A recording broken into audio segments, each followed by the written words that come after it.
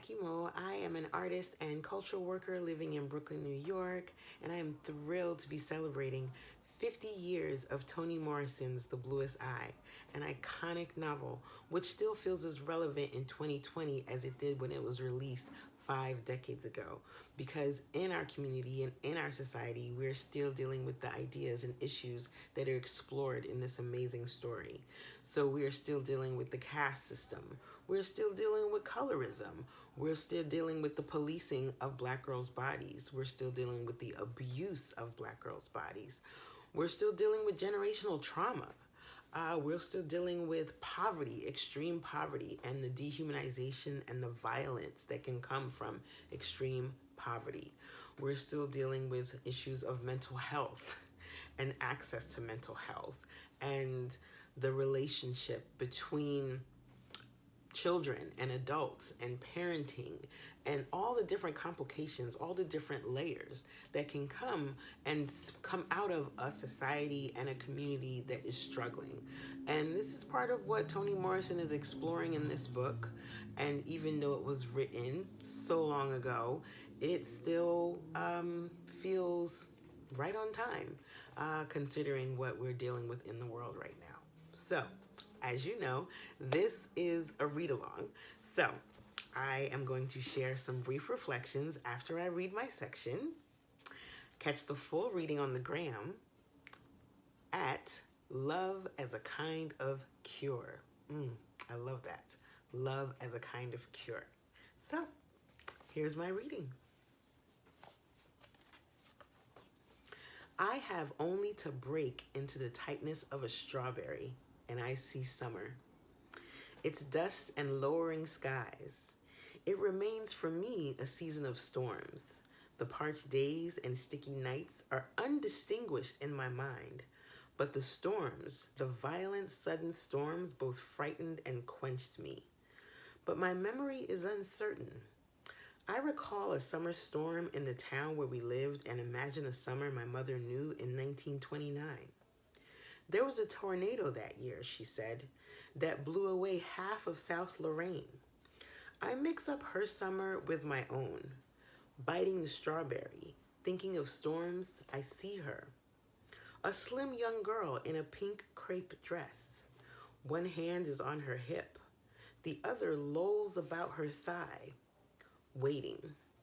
The wind swoops her up, high above the houses, but she is still standing, hand on hip, smiling. The anticipation and promise in her lolling hand are not altered by the Holocaust. In the summer tornado of 1929, my mother's hand is unextinguished. She is strong, smiling, and relaxed while the world falls down about her. So much for memory. Public fact becomes private reality, and the seasons of a Midwestern town become the moirai of our small lives.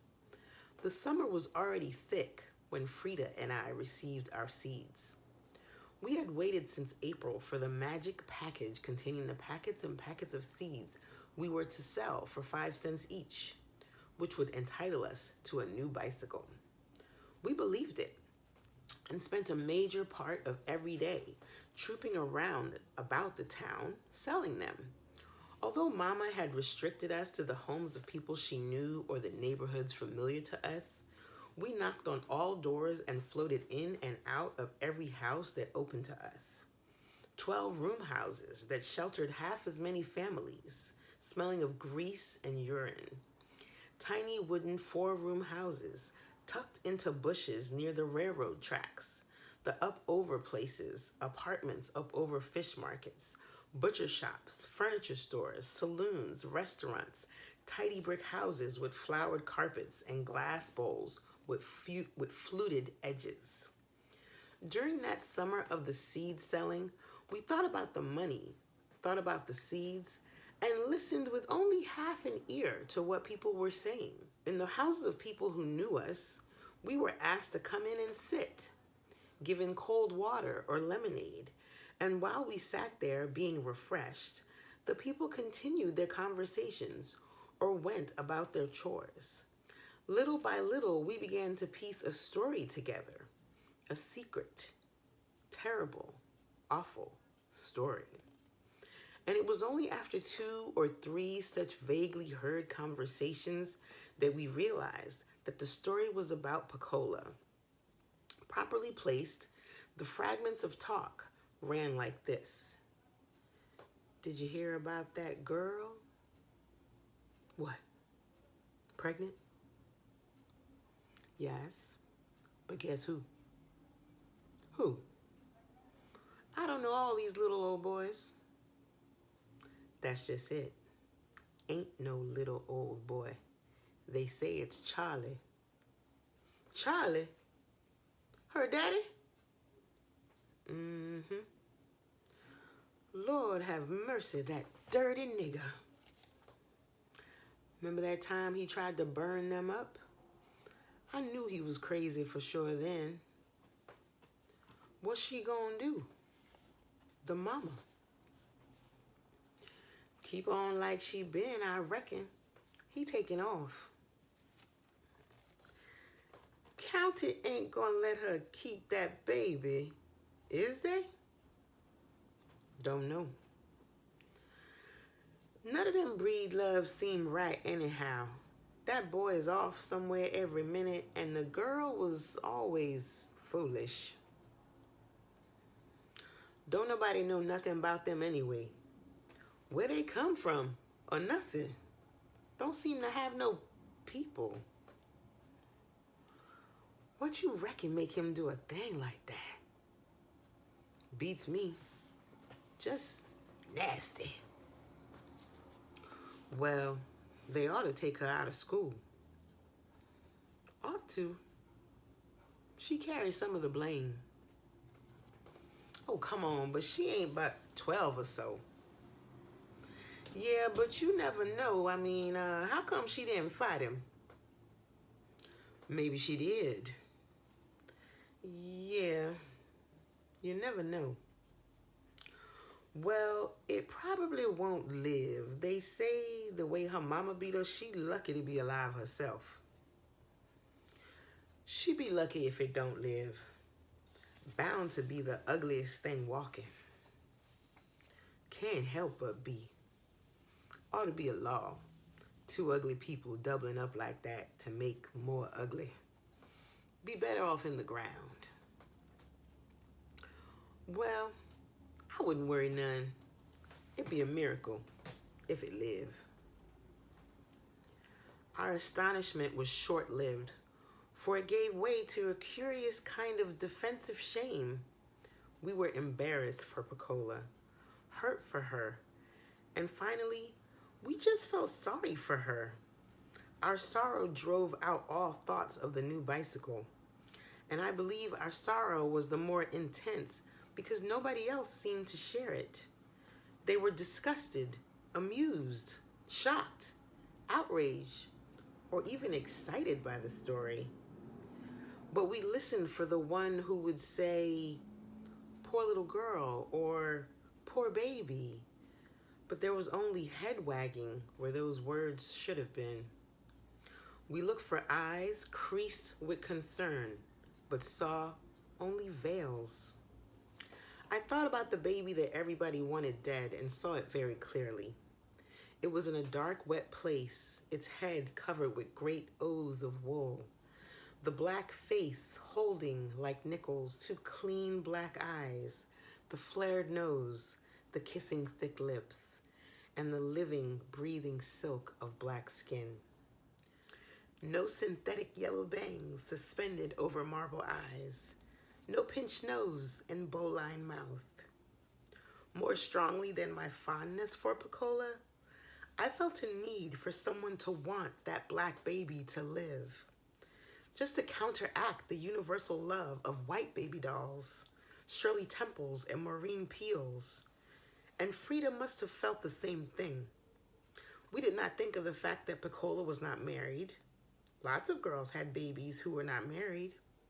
And we did not dwell on the fact that the baby's father was Pecola's father too. The process of having a baby by any male was incomprehensible to us. At least she knew her father. We thought only of this overwhelming hatred for the unborn baby.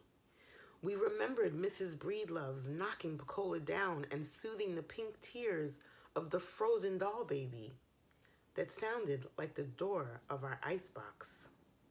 We remembered the knuckled eyes of school children under the gaze of meringue pie and the eyes of these same children when they looked at Pecola. Or maybe we didn't remember, we just knew. We had defended ourselves since memory against everything and everybody, considered all speech a code to be broken by us, and all gestures subject to careful analysis. We had become headstrong, devious, and arrogant. Nobody paid us any attention, so we paid very good attention to ourselves. Our limitations were not known to us, not then. Our only handicap was our size. People gave us orders because they were bigger and stronger. So it was with confidence, strengthened by pity and pride, that we decided to change the course of events and alter a human life. What we gonna do, Frida? What can we do?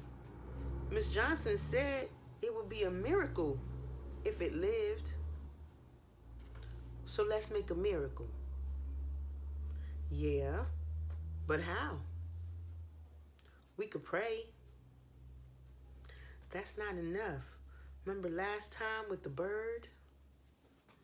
That was different. It was half dead when we found it.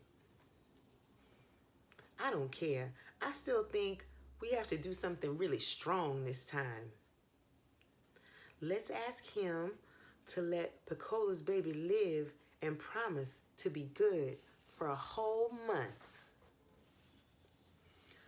Okay, but we better give up something so he'll know we really mean it this time.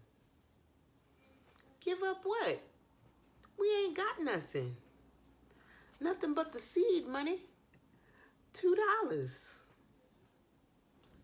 We could give that. Or, you know what? We could give up the bicycle, bury the money, and plant the seeds.